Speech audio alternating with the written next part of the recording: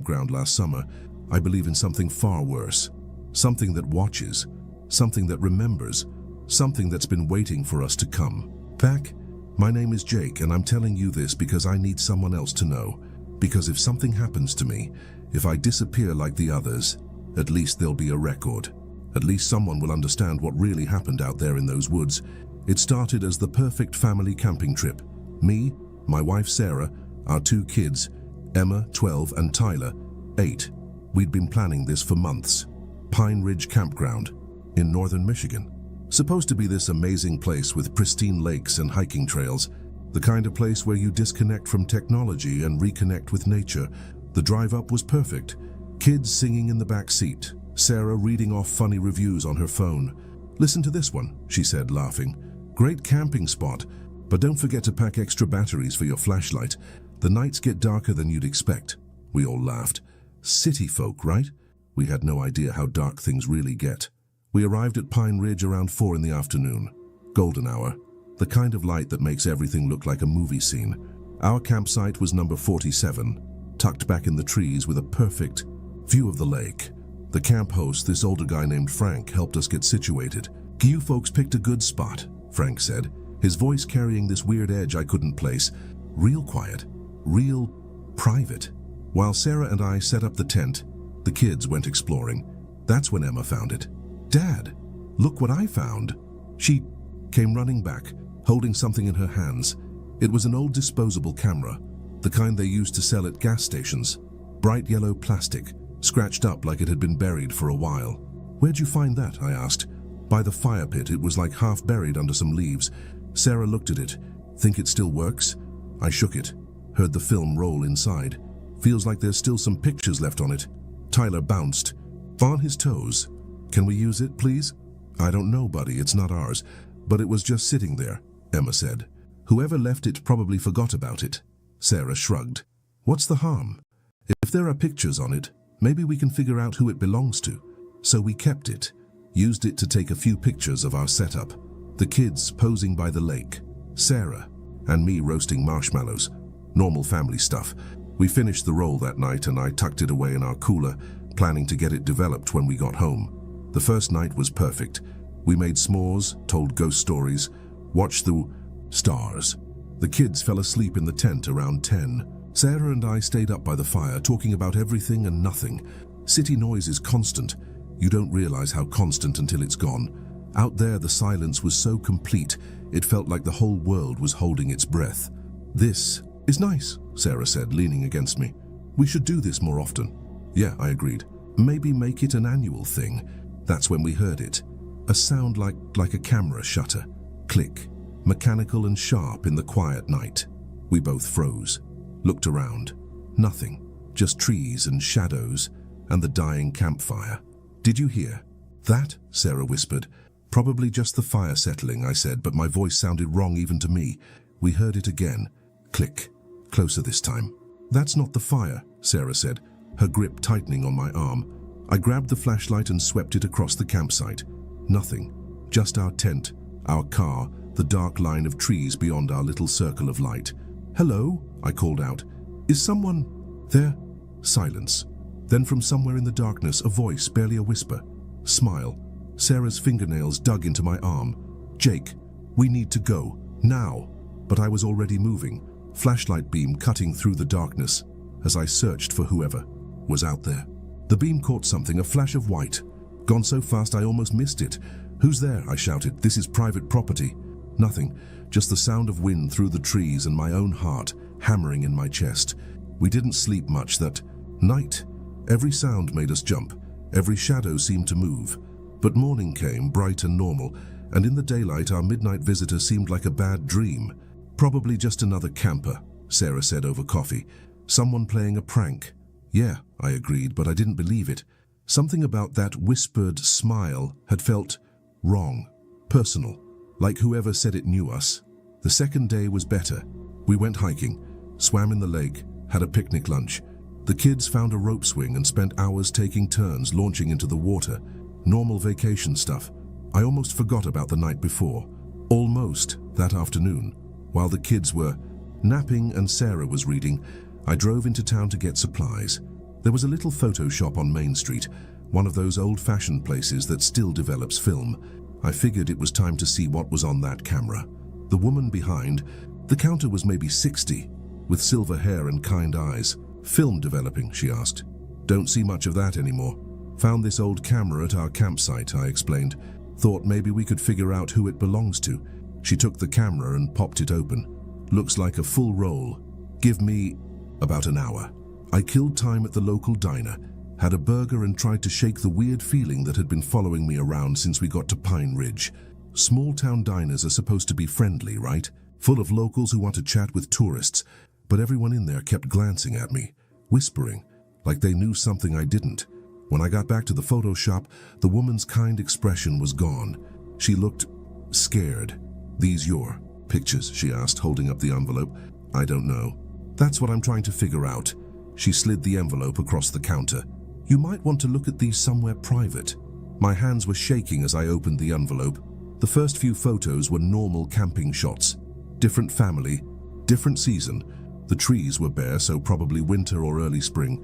Mom, dad, 2 kids, standard vacation photos. Then I saw the 4th picture. It was us, Sarah and me, sitting by our campfire from the night before, but that was impossible.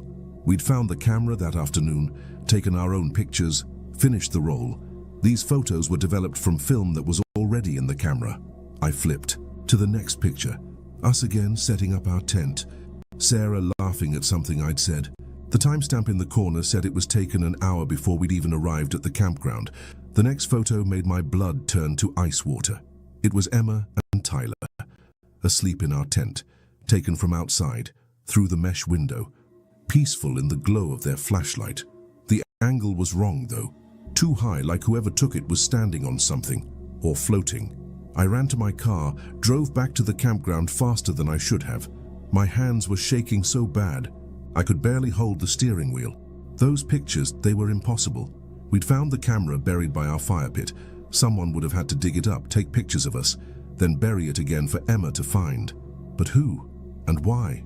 Sarah was making dinner when I got back. The kids were playing cards in the tent, everything normal, everything safe. How'd the supply run go? Sarah asked. I looked at her. This woman I'd been married to for 15 years, and I didn't know what to say. How do you explain the impossible? How do you tell someone that you've been watched, photographed, stalked by something that seems to exist outside the normal rules of time and space? Fine, I said.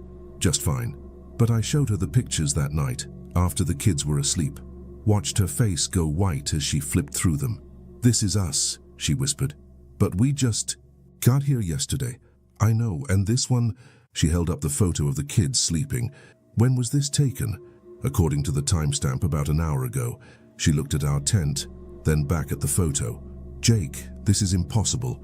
I know. We need to leave, right now. And go where? What if it follows us? That's when we heard it again. Click. The mechanical sound of a camera shutter. Closer this time, right outside our tent. Sarah grabbed my arm. Jake. I grabbed the flashlight and unzipped the tent flap. Swept the beam across our campsite. Nothing. Just our dying fire and the wall of trees beyond. But there, on the picnic table, was another camera. Same yellow plastic, same scratched up surface, like someone had just placed it there. Stay here, I told Sarah, but she was already grabbing her phone. No signal, she said. Jake, there's no signal. I stepped out of the tent, flashlight in one hand, baseball bat in the other. The camera sat on the picnic table like a present, waiting. I should have left it there, should have packed up our stuff and driven home right then. But I needed to know. Needed to understand what was happening to us. I picked up the camera and turned it over in my hands. It was warm, like someone had just been holding it. That's when I saw him, standing at the edge of our campsite, just beyond the reach of my flashlight. A man in dark clothes, face hidden in shadow. He was watching us, had been watching us, maybe for days. Who are you? I shouted. He didn't answer, just stood there, motionless as a statue. Jake, Sarah's voice from the tent, terrified. The kids are gone. I spun around. The tent was empty. Emma and Tyler's hair still warm, but no kids. Emma, Tyler, I shouted into the darkness. Nothing, just the sound of wind through my own panicked breathing. When I turned back, the man was gone. Hands was clicking, over over, like it was taking pictures by itself. I ran to the car and the bathrooms, the other campsites, the hiking trails. Nothing. Our kids had vanished like they had never existed. That's when I saw the camp host's cabin. He'd been here when we arrived. He'd know if anyone else was around. I pounded on his door. "Frank, we need help. Our kids are missing." The door opened, but it wasn't Frank. It was a woman, maybe 40, with tired expression. "Frank?" she said. "There's no Frank. Here, this is my cabin." The camp host, older guy, helped us set up yesterday. She shook her head. "I'm the camp host. Have been for 3 years." The world tilted. Nothing. The pictures, the man in the shadows, now this. "Kids," Sarah said, her voice breaking. "They're missing." The woman looked at us like we were crazy. "You two checked in alone yesterday afternoon, just the two of you." I showed her the photos, the ones of Emma and Tyler sleeping. In our face went white. "Where did you get these?" Developed the film. "These are our kids. You need to leave. Right now." "What aren't you telling us?" There was a family. 3 years ago, the Hendersons, they had 2 kids, boy and a girl, about the same ages as the kids in these photos. What happened to them? They went missing. We found their campsite just like yours, tent, car, all their stuff, but no. Sarah grabbed my arm.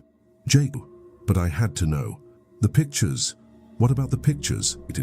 "We found cameras, lots of them, all around their camps. Pictures of them, pictures that couldn't have been taken by anyone in the family. Who took them? Nobody knows. The police investigated for months.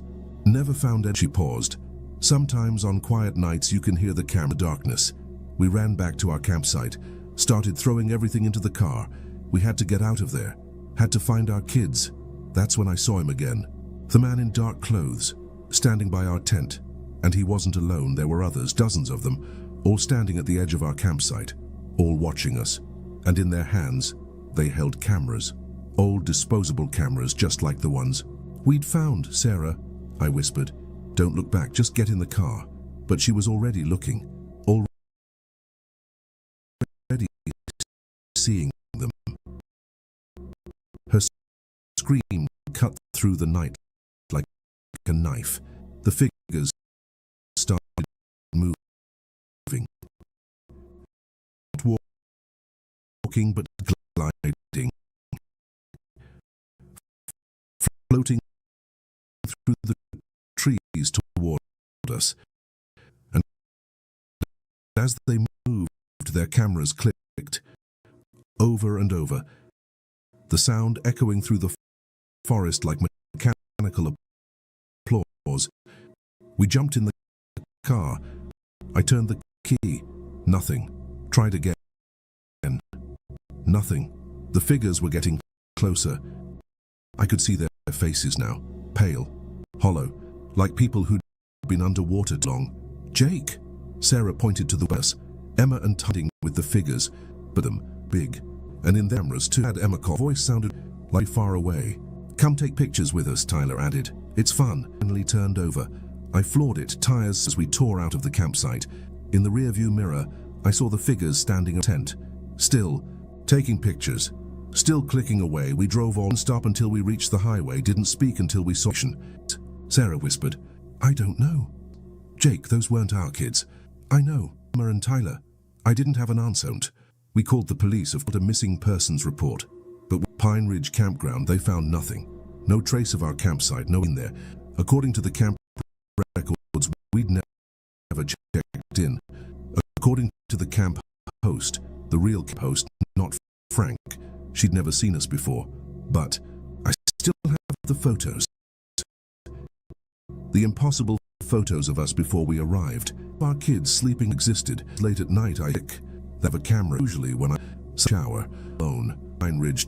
Different times of day and is always empty according to the has been for 3 since the Henderson family disappeared, but I can see the cameras, hidden in the trees, buried in the ground, floating in the lake, all of them clicking away, all of them taking pictures of nothing, or maybe not nothing. Maybe they're taking pictures of the people who used to be there, the families who came to the camp and never left. The Hendersons, the Millers, the Johnsons, and now us, the Thompsons. We're all there, in those photos, living our last normal moments. Over and over again, frozen in time while something watches us, something that collects been waiting at for a very... I'm telling you this because I found something today, in my mailbox. No return address, no postmark, just a yellow envelope with my name written in handwriting I don't recognize. Inside were 2 photos, recent ones, based on the date stamp. The first shows Sarah and me at the grocery store yesterday. She's reaching for a box of cereal. I'm checking my phone. Normal life, except we're not alone in the photo. There's a figure standing behind us. Dark clothes, pale face, holding a camera. The second photo is worse. It shows our new house. The one we bought after we moved away from Michigan. It's taken from inside our bedroom at night, while we were sleeping. And at the bottom of the photo, written in faded ink, are 2 words. Come back. I don't know what it wants. Don't know why it chose us. But I know it's not done with us yet. I know that somewhere in those woods, in those impossible photographs, Emma and Tyler are still out there. Still 8 and 12 years old. Still waiting for their parents to come back. The clicking is getting louder now. I can hear it even when the TV is on. Click, click, click, like a heartbeat made of metal and memory. I think it's time to go back to Pine Ridge. Time to find out what really happened to our kids. Time to discover what's been watching us from the shadows. But first I wanted someone to know. Someone, because I have a feeling that once I go back, once I step foot in that campground again, I'll become just enough. Another impossible picture in someone else's camera. Another family that came to Pine Ridge and never left. If you're reading this, if I don't come back, promise me something. Promise me you'll never go camping alone, never trust a camera you find in the woods, and if you ever hear the sound of a camera clicking in the darkness, if you ever feel like you're being watched, don't investigate. Don't try to be a hero. Just run, because some things are worse than ghosts. Some things are worse than death. Some things collect you, preserve you, keep you forever in their dark collection of stolen moments. And once you're in the photograph, you can never leave. The clicking is right outside my window now. I can see the flash through the curtains. I think it's time to go. I think it's time to smile.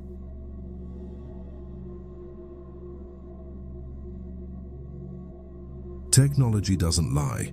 That's what I kept telling myself as I stared at my phone screen, watching the GPS track our hiking route in real time. According to the little blue dot, we'd been walking in a perfect circle for the past 8 hours.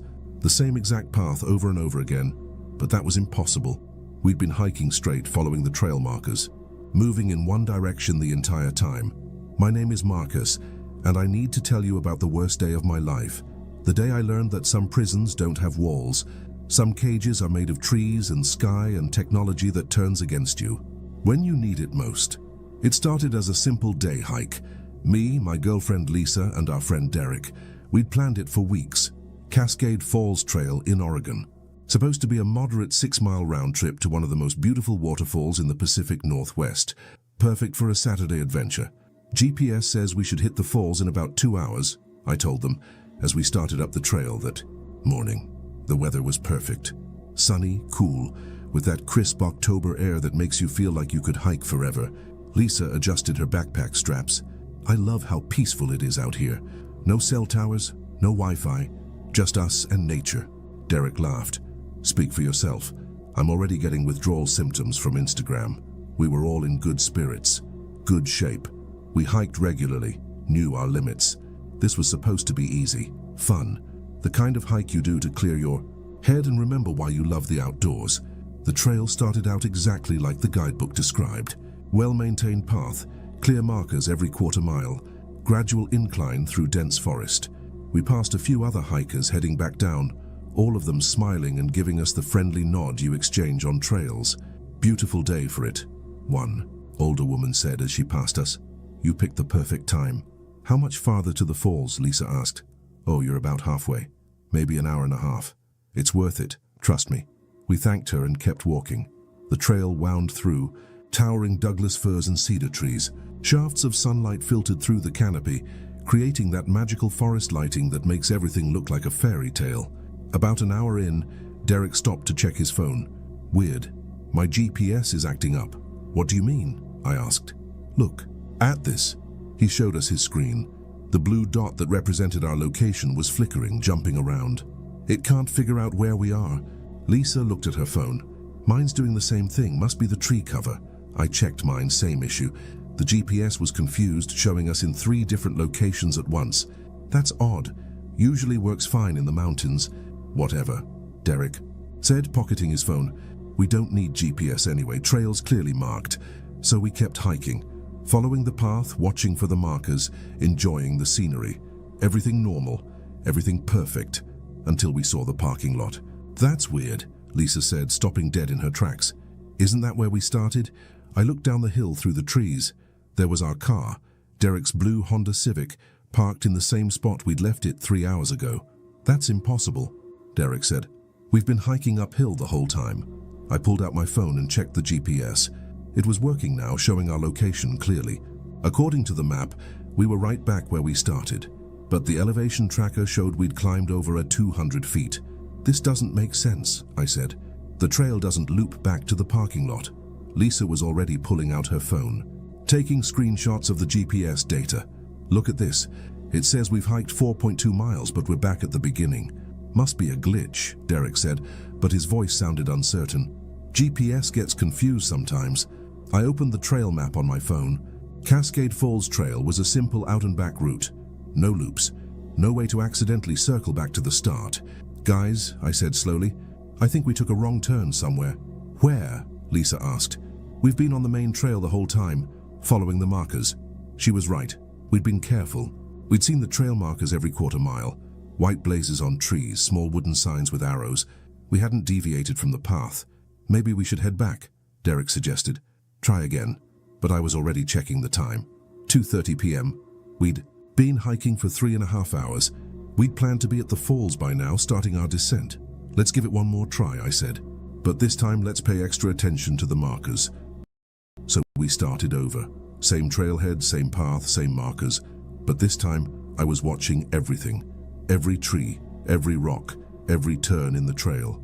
I set my phone to track our route. In real time, taking screenshots every few minutes. The first hour was identical to our morning hike. Same scenery, same gradual incline, same trail markers. But I noticed something that made my stomach clench. We passed the same fallen log, the same distinctive rock formation, the same twisted tree that looked like it was reaching for the sky. Guys, I said, stopping to catch my breath. I think we're hiking the same section of trail. What do you mean? Lisa asked. I showed them the screenshots on my phone. Look, this rock formation, we passed it this morning, and this fallen log. It's the same one. Derek looked around. All forests look the same, man, rocks and trees, easy to get confused. No, I said, my voice getting sharper. This is the exact same spot. Look at the trail marker. I pointed to a wooden sign nailed to a tree. Trail 47, Cascade Falls, 2.5 miles. We saw this exact sign this morning. Lisa checked her phone. Marcus is right. GPS says we've hiked 2.1 miles. We should be past this point. This is seriously messed up, Derek muttered, but he was trying to sound casual, trying not to panic. I was past casual. I was past not panicking. I pulled up the GPS tracking data and showed them the route we'd taken. It was insane. A perfect circle. We'd been walking in a loop for over 6 hours, but somehow we'd never noticed. This is impossible, Lisa whispered, staring at the screen.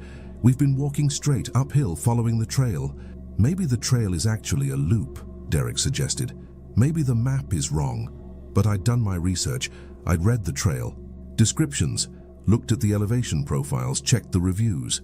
Cascade Falls Trail was 6.2 miles round trip, out and back, no loops. We need to call for help, I said, pulling out my phone. No signal, not even one bar. Guys, Lisa said, her voice tight with fear. Look at the time. I looked at my phone. 5:47 p.m. We'd been hiking for over 8 hours. The sun was getting low, casting long shadows through the trees. We need to get back to the car, Derek said, before dark. Which way? I asked. If we've been walking in circles, how do we know which direction leads back? That's when we saw them. Other hikers. A family of 4 walking toward us on the trail. Mom, Dad, 2 kids, maybe 10 and 12 years old. They looked tired, scared. Excuse me, the father called out. Are you guys lost too? My blood went cold. What do you mean, lost? The mother spoke up. We've been hiking for 6 hours. We keep ending up back at the same spot. Our GPS says we're walking in circles. How long have you been out here? I asked. We started this morning, the father said. Around 8 a.m. I looked at Lisa.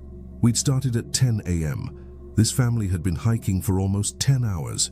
Have you seen the parking lot? Derek asked. We keep ending up back where we started. The father nodded grimly. 3 times. We've seen our car 3 times, but every time we try to hike back to it, we end up somewhere else. The mother was looking at her phone, scrolling through GPS data. This doesn't make sense. Look at this. She showed us her screen.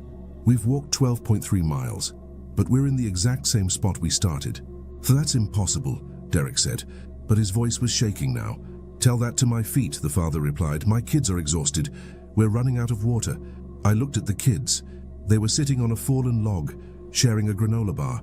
They looked tired and scared, but they were being brave for their parents. What's your name? I asked the little girl. Emma, she said quietly. Are we going to be okay? I didn't know what to tell her. I didn't know what to tell myself. We should stick together, the father said. Safety in numbers. So we became a group of 7, following the trail markers, checking our GPS constantly, trying to figure out what was happening to us. But every hour we ended up back at the same spot, the same fallen log, the same rock formation, the same twisted tree. By 7 p.m. we were all scared. The sun was setting, temperature dropping. We'd been hiking for 9 hours and had somehow covered over 15 miles without getting anywhere. This is like some kind of nightmare, Lisa whispered to me, like we're trapped in a loop. There has to be an explanation, I said.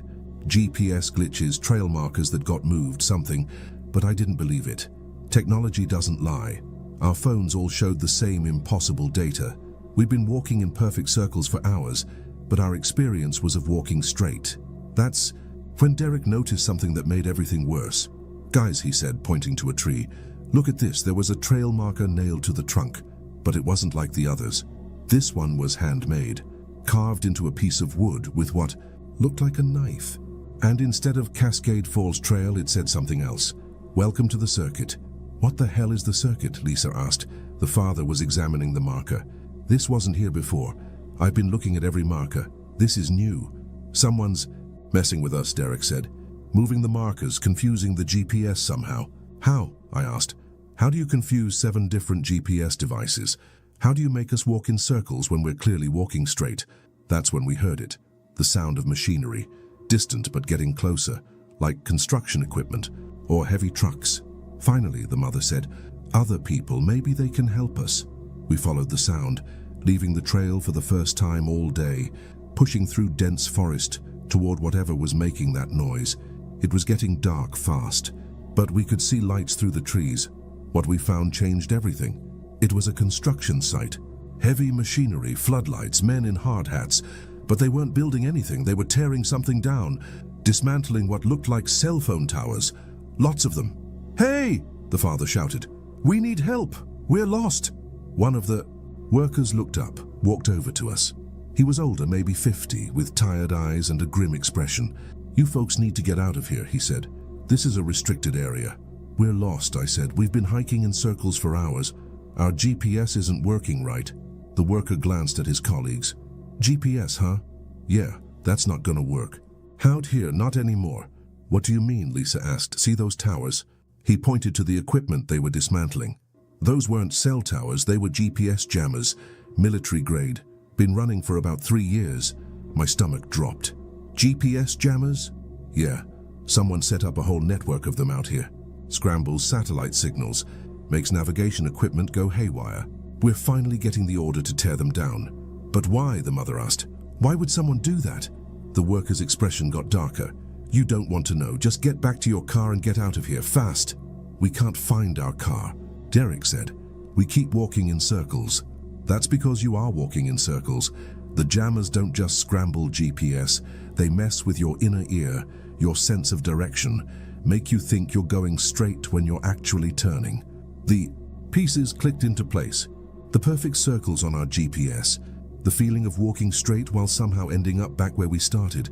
We'd been trapped in a technological maze. How do we get out? I asked. The worker pointed to a dirt road that led away from the construction site. Follow that road. It'll take you to the main highway. From there you can find your way back to the trailhead. But what about the people who set this up? The father asked. Where are they? The worker glanced around nervously. Gone. Cleared out about a week ago, but they left some things behind. Things you don't want to see. What kind of things? Lisa asked. Cameras, surveillance equipment, and... He paused. Look, just get out of here. Don't ask questions, don't look around, just go. We thanked him and started following the dirt road. It was fully dark now, but we had flashlights and the road was clear. For the first time all day, we felt like we were making progress. Getting somewhere. But as we walked, I couldn't stop thinking about what the worker had said. Someone had set up a network of GPS jammers in the forest. Someone had been watching people get lost, documenting their confusion and fear. Guys, Derek said, stopping suddenly. Look at this. There was a small building just off the road. A cabin or shack, dark and apparently abandoned. But there were wires running from it. Lots of wires and satellite dishes on the roof. We should keep walking, the mother said. Like the man said. But I was already approaching the building. I had to know. Had to understand what had been done. To us. The door was unlocked. Inside, the place was full of equipment. Banks of monitors, recording devices, computers. And on the walls, hundreds of photographs, people hiking, families on trails, couples taking selfies, all of them looking confused, lost, scared. Jesus, Derek whispered. How many people? I was looking at the photographs more closely. They were organized by date. The oldest ones were from 3 years ago, the most recent were from last week. Look at this, Lisa said, pointing to a computer screen that was still running. It's a database. The screen showed a list of names, dates, and locations. Hiking groups that had gotten lost in the area, their GPS tracks showing the same impossible circular patterns we'd experienced. 237 groups. I read from the screen. Over 800 people. What happened to them? The father asked. I scrolled through the database. Most entries showed people eventually finding their way out, like us, but some didn't. Some just ended with a timestamp and the word collected. We need to call the police, the mother said. No signal, Derek said, checking his phone. Still being jammed. That's when we heard it. The sound of vehicles approaching, multiple engines getting closer fast. Someone's coming, Lisa whispered. Looked out the window. Headlights were moving up the dirt road toward the cabin. 3 or 4 vehicles moving fast. We need to go, I said. Now. We ran out the back of the cabin into the forest. Behind us we could hear car doors slamming, voices shouting. Whoever had been running this operation was back. We ran through the dark woods, following the road from a distance. The family with the kids was struggling to keep up, but we couldn't slow down. We could hear people searching for us, calling out. They're coming, the little boy said, tears in his voice. Stay quiet, his father whispered. Stay close. We reached the highway after what felt like hours. Flagged down a passing car. The driver was a local, knew the area. He called the police on his cell phone while driving us back to the trailhead. Our cars were still there, untouched. Like we'd never left. 12 hours, I said, looking at my phone. We were out there for 12 hours. The police came. We told them everything. About the GPS jammers, the cabin, the photographs. They found the construction site, but it was empty. The workers were gone. The equipment was gone, like it had never existed. The cabin was empty too. No computers, no photographs, no evidence of what we'd seen. Must have been hallucinations, one officer suggested. Dehydration, exhaustion, panic makes people see things. But I know what we saw. I know what happened to us. The news reported it as a rescue operation. 7 hikers lost due to GPS malfunction. Everyone found safe. The jammers were mentioned briefly, explained as illegal equipment used by marijuana growers to avoid detection. But I did my research afterward. I found other stories. Other hiking groups that got lost in the same area. Always the same pattern. GPS malfunction, circular routes, hours of confusion, and sometimes people who never came back.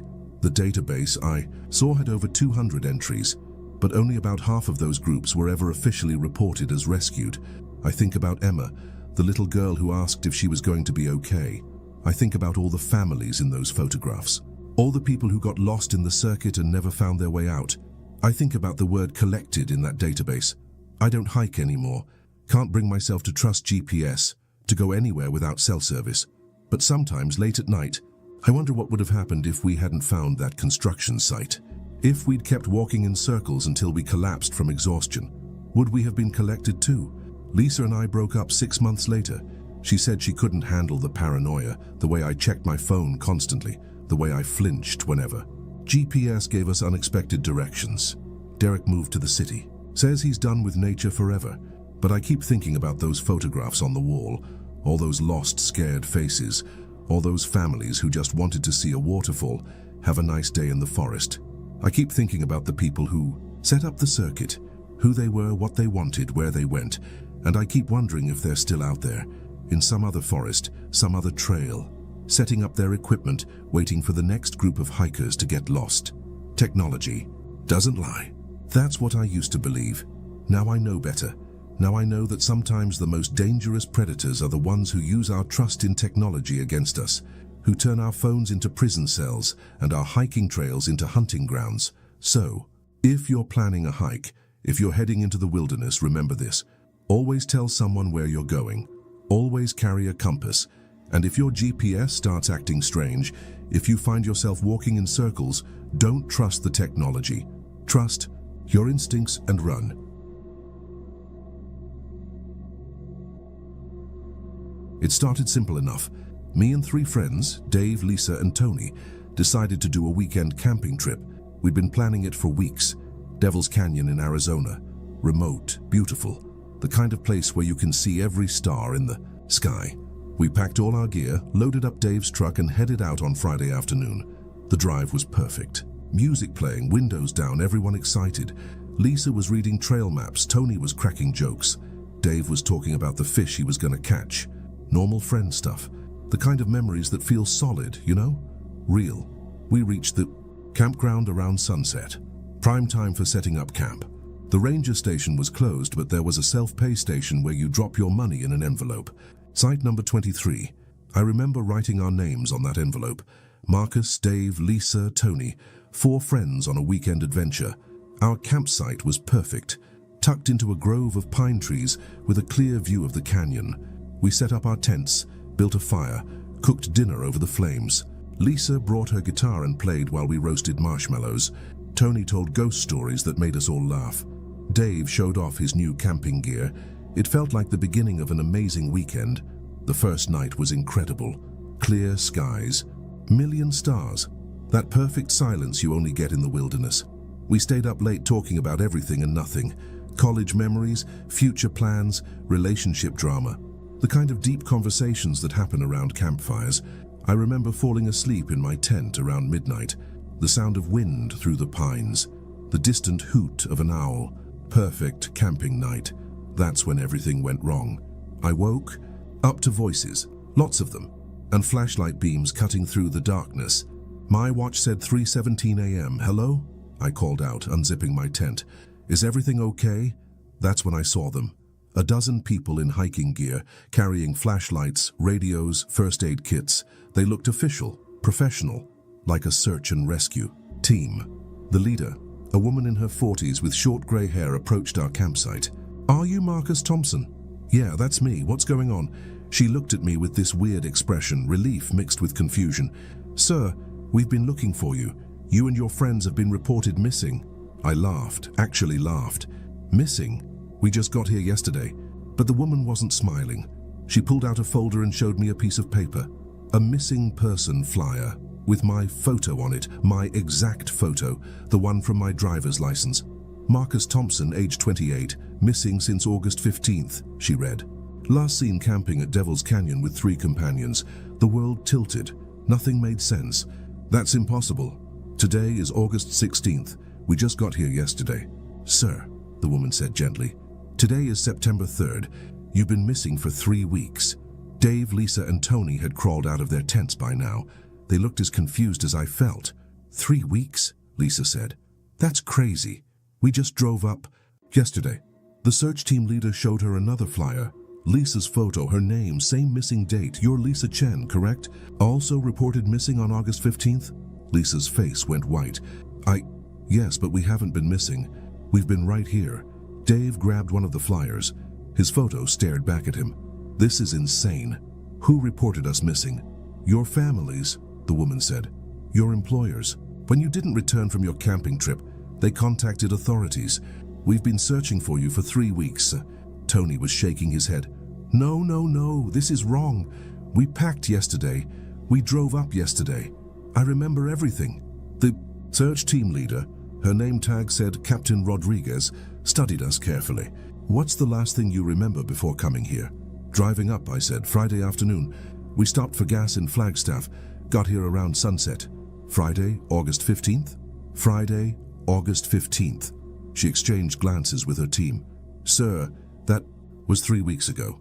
One of the other searchers, a young guy with a red backpack, stepped forward.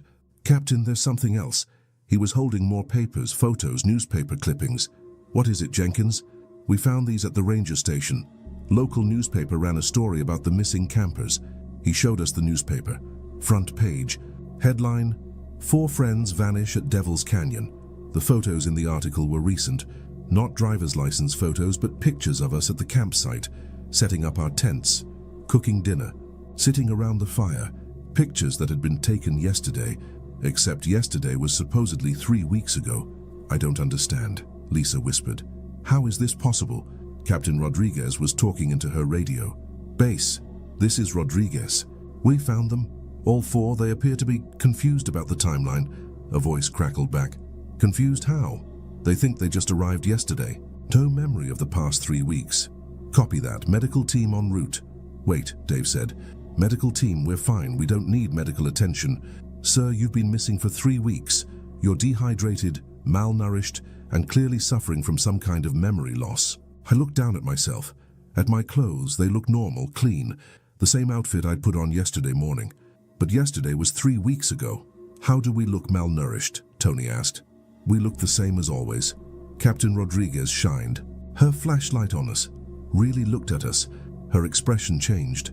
Became worried. Jenkins, she said quietly. Get the satellite phone. We need to call this in. What's wrong? I asked. She didn't answer. Just kept staring at us like we were ghosts. That's when I noticed something else. The search team members were wearing heavy jackets. Winter gear. But it felt like summer to us, warm, pleasant. What's the temperature? I asked. 42 degrees, one of the searchers said. There's a cold front moving through. But I wasn't. Cold? None of us were cold. We were dressed for summer camping and we felt fine. Sir, Captain Rodriguez said, I need you to look at something. She handed me a mirror from her first aid kit. Tell me what you see. I looked at my reflection, saw myself. Same face, same hair, same everything. But there was something wrong with my eyes. They were too bright, too clear, like they were reflecting light that wasn't there. I look normal, I said, but my voice sounded uncertain. Sir, when was the last time you ate?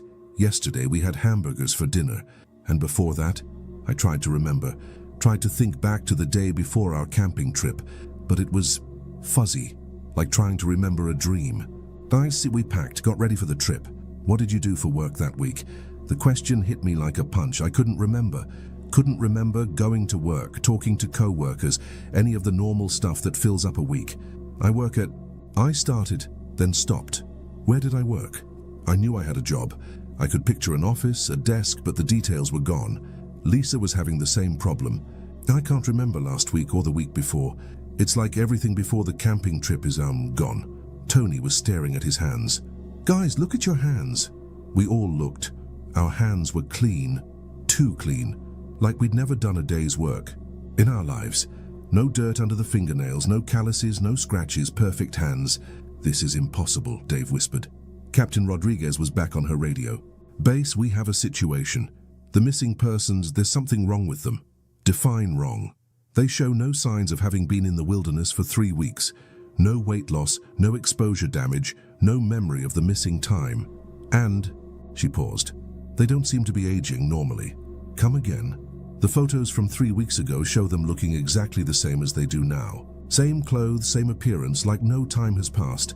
Jenkins was taking pictures of us with a digital camera. Flash after flash. Captain, you need to see this. He showed her the camera display, the photos he'd just taken, but we weren't in them. The campsite was there, the trees, the fire pit, but where we should have been standing there was nothing. Empty space. What the hell, Captain Rodriguez muttered. I grabbed the camera and looked at the photos. She was right, we weren't there, or rather, we were there, but the camera couldn't see us Try again, said. Chickens more photos, same results, no reflection will display. To panic. What are we? Captain Rodriguez said, and for the first time she sounded scared. One of the other searchers, an older man with a beard, stepped forward. Captain, I've been doing search and rescue for 20 years. I've never seen anything like this. Like what, Morrison? Missing persons who don't know they're missing, who think no time has passed, who don't show up in photographs. He paused. I think we need to consider the possibility that we're not dealing with living people. The words hit me like ice water. What are you saying? Morrison looked uncomfortable. The timeline doesn't add up. You've been missing for 3 weeks, but you have no memory of those 3 weeks. You show no signs of exposure, attrition. You don't photodate it. And we found your silence. Complete silence. Lisa's here. More photos. 4 bodies in sleeping bags. Badly decomposed. 3 weeks in the Arizona heat. But the faces were recognizable. My face, Dave's face, Lisa's face, Tony's face. We found you at your original campsite, Morrison said quietly. Site 23, all 4 of you, dead for approximately 3 weeks. I stared at the photos, at my own dead body. This isn't real, this can't be real. The dental records matched, Captain Rodriguez said. The fingerprints matched. You were identified and buried last week. Buried? Tony's voice was barely a whisper. 4 separate funerals. Your families grieved for you. They buried you. Dave was shaking his head. No, this is wrong. We're alive. We're talking to you. Are you? Morrison asked. Are you really alive? That's when I noticed something else. Something that made my blood run cold. I couldn't feel my heartbeat. Couldn't feel my pulse. I put my hand to my chest and felt nothing. Lisa was doing the same thing. I can't feel my heart beating. Tony tried to find his pulse on his wrist. Nothing.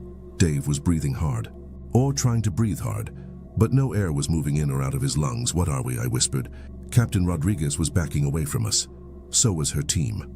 I don't know, but you're not alive. You haven't been alive for 3 weeks. That's when the memories started coming back. Not our memories. The real memories. The ones we'd been hiding from ourselves. I remembered the first night. The real. When the man cried. The stranger in dark clothes who said he was lost. Who asked if he could share our fire. We said yes. Of course we said yes. We were good people. Helpful people. I remembered him pulling out the knife.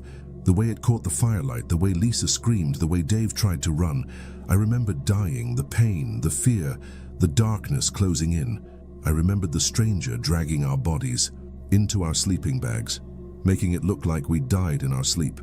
Natural causes, maybe carbon monoxide from a faulty camp stove. And then nothing.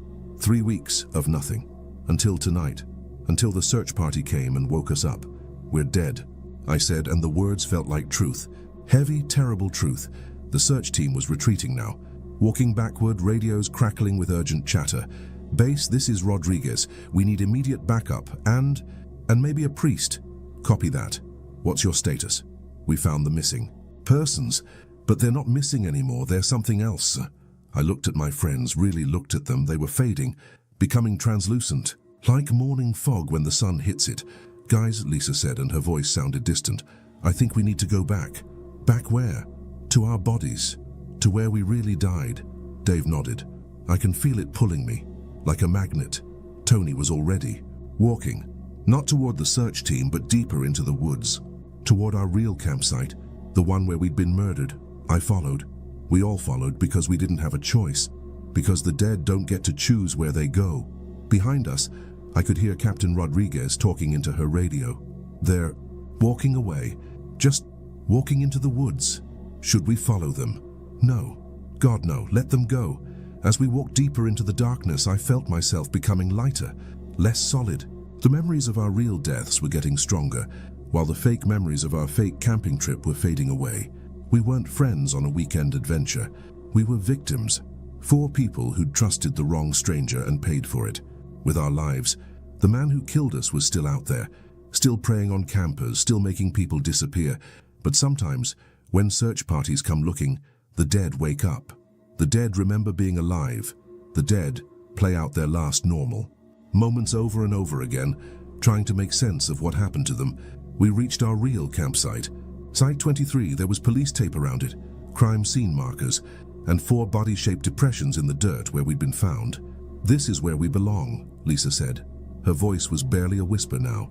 One by one, we laid down in those depressions, in the exact spots where our real bodies had been discovered.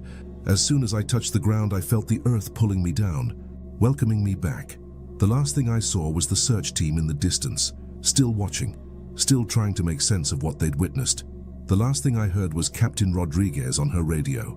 "Base, the missing persons have returned to their original location. They're gone now." Gone how? They just disappeared back into the ground. I wanted to tell her something, wanted to warn her about the man in dark clothes, the killer who was still out there, still hunting. But the earth was too heavy, the darkness too complete. I woke up 3 days later. Same process, same confusion.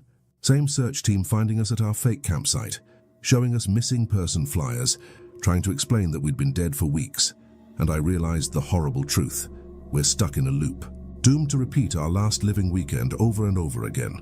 Every few days we wake up thinking we just arrived for a camping trip.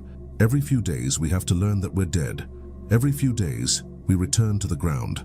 But each time, I remember, a little more, each time the loop gets a little clearer. The man who killed us, I can see his face now. Remember his name. He told us his name before he killed us. Said we might as well know who was sending us to hell.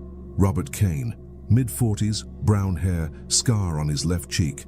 Drives a dark blue pickup truck with Arizona plates. He's killed others, lots of others. I can see them sometimes in the spaces between loops. Other dead campers stuck in their own cycles of death and discovery. The search teams find us every few days, always the same confusion, always the same impossible situation. Missing persons who don't know they're missing. Dead people who think they're alive. And every time we have to learn the truth all over again. But I'm telling you this because I think I'm getting stronger. Each loop, I remember more. Each time, I can hold on to consciousness a little longer. Maybe, someday I'll be strong enough to warn people, to stop Robert Kane before he kills again. Or maybe I'll just keep waking up at that fake campsite, confused and lost, until the end of time. Either way, I need you to know. I need someone to remember that we existed, that we were real people with real lives before we became whatever we are now. Marcus Thompson, 28. Dave Rodriguez, 30. Lisa Chen, 26. Tony Ricci, 29. We were murdered at Devil's Canyon on August 15th. By Robert Kane. If you're reading this, if you're planning a camping trip, if you ever meet a stranger in the woods who asks to share your fire, don't trust him, don't help him. And if you see a search party looking for missing campers, if they show you photos of people who look exactly like you, run. Because some searches never end. Some missing persons are never really found, and some stories don't have endings. They just have loops. The search party is coming again. I can hear their voices in the distance. In a few minutes, they'll wake us up and show us the flyers and explain that we've been missing for 3 weeks, and we'll have to learn that we're dead again. But maybe this time will be different. Maybe this time I'll remember everything from the start. Maybe this time I'll be strong enough to break the loop. Or maybe I'll just keep telling this story over and over, hoping someone will hear it.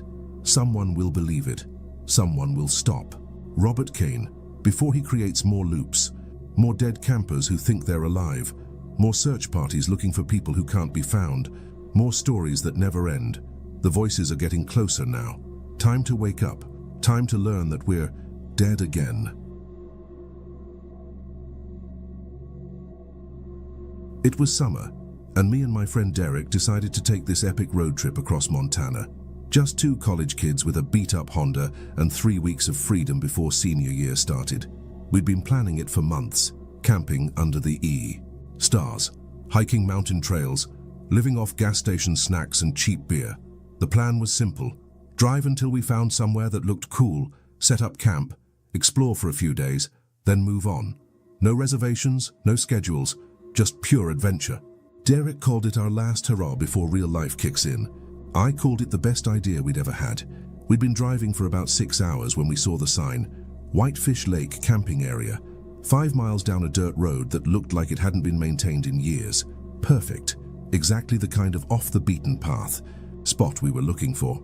The camping area was more like a clearing in the woods with a few fire pits scattered around. No other campers, no camp host, no facilities. Just us, the trees, and a crystal clear lake that stretched out like a mirror. Derek pulled out his phone to take a picture. "No signal," he said, waving it around. "We're officially off the grid." "Good," I said. "That's the whole point." We set up our tent near the water, got a fire going, cracked open a couple beers. The sun was setting behind the mountains, painting everything gold and orange. This was what freedom felt like. This was what we'd been missing sitting in lecture halls all year. That's when we met him. You boys picked a beautiful spot, we both jumped. This guy had just appeared at the edge of our campsite like he'd materialized out of the trees. Middle-aged, maybe 50, wearing jeans and a flannel shirt. Friendly smile, kind eyes. The kind of guy who looked like he'd lived in Montana his whole life. "Sorry to startle you," he said, hands up in a peaceful gesture. "I'm Tom. I live just up the ridge there." He pointed toward the trees. "Saw your fire and thought I'd come introduce myself. We don't get many visitors out here." Derek relaxed first. "I'm Derek. This is Mike. We're just passing through. College. Boys, huh? I can always tell. You two remind me of myself at that age, always looking for the next adventure." Tom seemed nice enough. A little lonely, maybe, which made sense if he lived way out here by himself. We offered him a beer and he sat with us for a while, telling stories about the area. He knew everything, which trails were worth hiking, where the best fishing spots were, which parts of the lake were safe for swimming. "That north shore there," he said, pointing across the water, "looks calm, but there's an underwater current that'll pull you right down. Lost a few folks over the years who didn't know better." "Thanks for the warning," I said. "No problem, we look out for each other out here." He stood up, brushed off his pants. "I'll let you boys get back to your evening. But hey, if you need anything, firewood, fresh water, whatever, just holler. My cabin's about a quarter mile up that trail." He pointed to a path we hadn't noticed before. After he left, Derek and I sat by the fire talking about how cool it was to meet a real mountain man. Someone who'd chosen to live away from civilization, who knew the land like the back of his hand guy. "Seems genuinely helpful," Derek said. "Probably gets excited when people actually show up out here." "Yeah, though it's weird how he just appeared like that. Didn't hear him coming at all. Probably used to moving quiet in the woods. Hunter thing. Made sense." We finished our build at night. I fell asleep listening to the gentle lap of water against the shore and the occasional hoot of an owl somewhere in the darkness. I woke up to the smell of coffee and bacon. Derek was still snoring in his sleeping bag, so it wasn't him cooking. I unzipped the tent and looked out. Tom was at our fire pit, tending a small cook fire with a coffee pot and a pan full of sizzling bacon. "Morning, Mike," he said without looking up. "Hope you don't mind. Thought you boys might appreciate a real breakfast after a night in the woods." "That's really nice of you," I said, still trying to wake up. "But you didn't have to." "No trouble at all. I was up early anyway and I had extra." He gestured to a cooler beside him. "Fresh eggs from my chickens, bacon from a pig I raised myself. Can't get this quality at any store." Derek emerged from the tent, drawn by the smell. "Dude, this is awesome. Thank you so much." Tom served us breakfast on metal camping plates. The food was incredible, better than anything we'd eaten in weeks. While we ate, he told us more about the area. The best hiking trail started just past his cabin. There was a hidden waterfall about 2 miles up that most people never found. The fishing was amazing if you knew the right spots. "You boys planning to stay a few days?" he asked. "That was the idea," Derek said. "If that's okay with you." "More than okay. It's nice having some company. Gets quiet out here." After breakfast, Tom packed up his cooking gear. "I'll leave you to your adventures, but remember, if you need anything at all, just come find me." As he walked away, disappearing into the trees as quietly as he'd appeared, I felt grateful but also a little confused. Who goes to that much trouble for complete strangers? "That was amazing," Derek said, finishing the last of his bacon. "We should do something nice for him. Bring him dinner or something." We spent the morning hiking around the lake, swimming in the clear water, taking pictures with Derek's camera. It was perfect. Exactly what we'd hoped for, but I couldn't shake the feeling that something was off about Tom. Not bad exactly, just too good to be true. That afternoon, we decided to check out the waterfall Tom had mentioned. We followed. The trail passed where he said his cabin was, but we didn't see any cabin. Just more trees and wilderness. Maybe we'd missed it.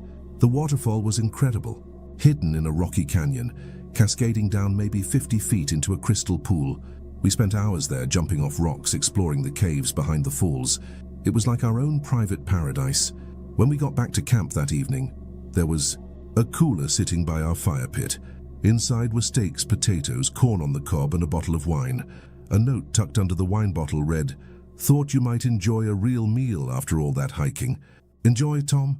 "This is getting weird," I said. Derek was already firing up our camp stove. "Weird how? The guy's being nice." "Too nice. We're complete strangers. Why is he doing all this?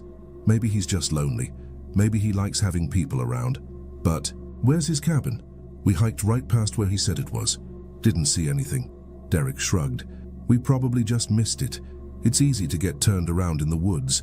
That night, after we'd eaten Tom's steaks and finished half the wine, I had the strangest dream. I was walking through the forest, following a path I'd never seen before. The trees got thicker and darker as I walked until I couldn't see the sky anymore. Then I came to a clearing with a small cabin in the center.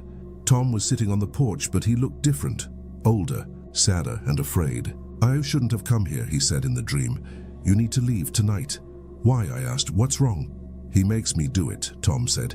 "I don't want to, but he makes me. Every time." "Who makes you do what?" But Tom just shook his head and pointed behind me.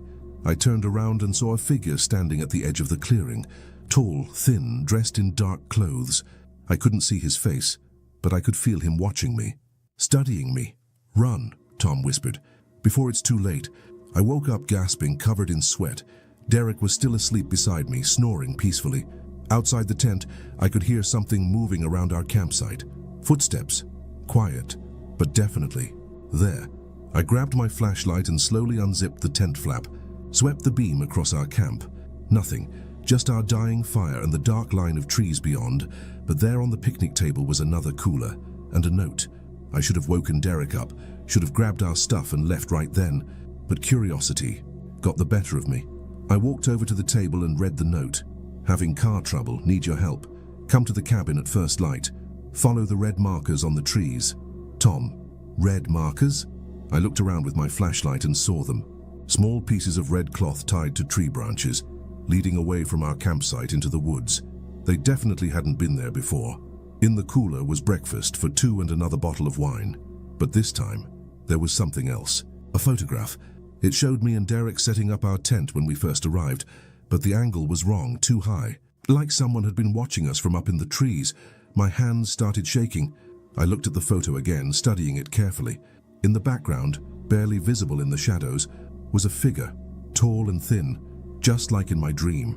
"Derek," I whispered, shaking my friend awake. "We need to go right now." "What? Why?" He sat up, rubbing his eyes. I showed him the photo. "Look at this. Someone's been watching us." Derek looked at the picture, then at me. "Mike, this is just a picture of us setting up camp. I don't see anything weird. The figure in the background, don't you see it?" Derek looked again, squinting in the flashlight beam. "I don't see any figure. Are you feeling okay? You look pale. Was I losing my mind?" I looked at the photo again.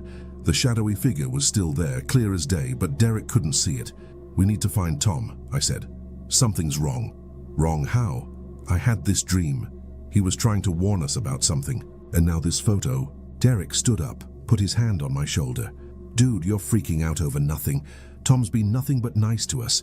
Maybe he just wants to show us something cool. Or maybe he's luring us into the woods. Listen to yourself. You sound paranoid." "Maybe." I was paranoid. Maybe the isolation was getting to me, but something in my gut was screaming that we needed to leave, that we were in danger. "Please," I said, "let's just pack up and go, find another campsite." Derek sighed. "Look, how about this? We go see what Tom wants, help him with his car trouble, then decide if we want to stay or move on. Fair?" It wasn't fair. It was the exact opposite of what every horror movie had taught me. Never investigate the mysterious note. Never follow the trail into the dark woods. Never trust the helpful stranger who knows too much about your life. But Derek was my best friend, and he was right. I was probably overreacting. At first light, we followed the red markers deeper into the forest than we'd been before. The trail wound through thick pine trees, up steep hills, around rocky outcrops. After about 20 minutes, we came to a clearing with a small log cabin in the center, just like my dream. Tom was sitting on the porch, but he looked different, haggard, like he hadn't slept in days. When he saw us coming, he stood up quickly. "You came," he said, and I couldn't tell if he sounded relieved or terrified. "You said you needed help with your car," Derek said. Yes, the car." Tom's eyes darted around the clearing like he was looking for something. It's around back." We followed him behind the cabin. There was no car, just more trees and a small shed that looked like it hadn't been used in years. "Tom," I said slowly, "where's your car?" His shoulders slumped. When he turned around, I saw tears in his eyes. "There is no car," he whispered. I'm so sorry." That's when we heard it. A slow clap coming from the trees behind us. Someone was applauding. "Very good, Tom," a voice said. "You did exactly what I told you." The figure from my dream stepped out of the shadows. Tall, thin, dressed in dark clothes. But now I could see his face. Pale skin, sunken eyes, a smile that made my blood freeze.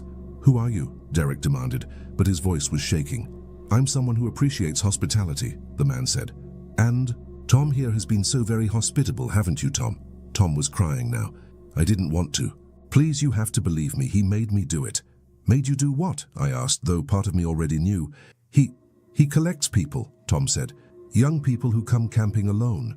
I help him because if I don't, he kills my family." The tall man laughed. "Tom's wife and daughter are very much alive for now. They live in town, you know. Nice little house on Maple Street. His daughter just started high school. Lovely girl. Would hate for anything to happen to her." "You're sick," Derek said. "I'm practical," the man replied. "Tom provides a service. He makes visitors feel welcome, comfortable, trusting, and in return, his family stays safe."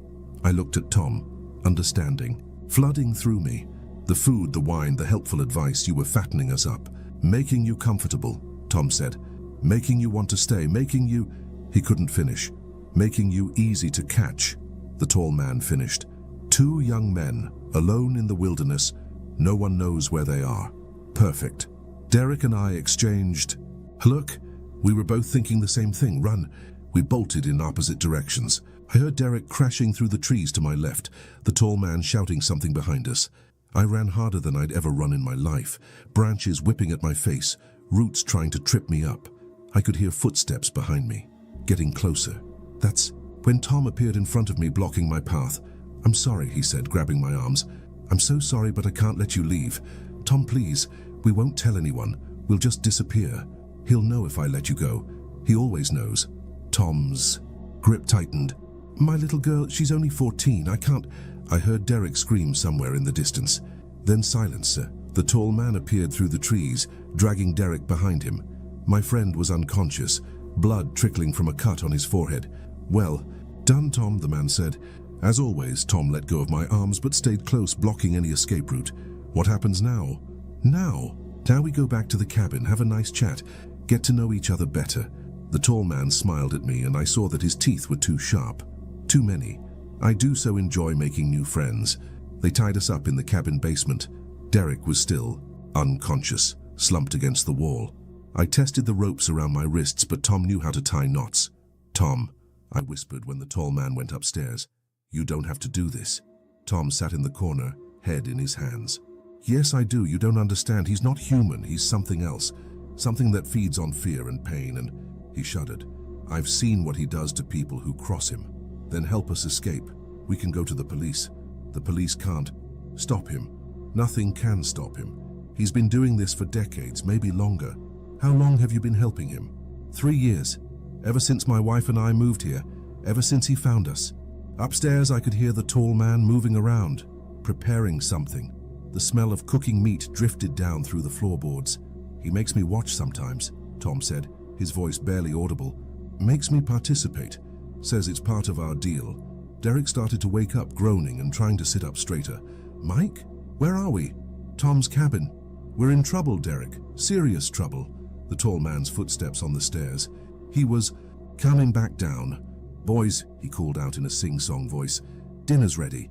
He untied us one at a time, Tom holding a gun on us while he worked. I noticed Tom's hands were shaking so badly he could barely hold the weapon. "Upstairs," the tall man ordered. "Let's eat." The main room of the cabin was set up like a dining room. A table with 4 chairs, plates and silverware, candles burning. It would have been cozy if not for the circumstances. "Sit," he said, gesturing to 2 chairs across from each other. The smell of cooking meat was stronger up here. My stomach turned.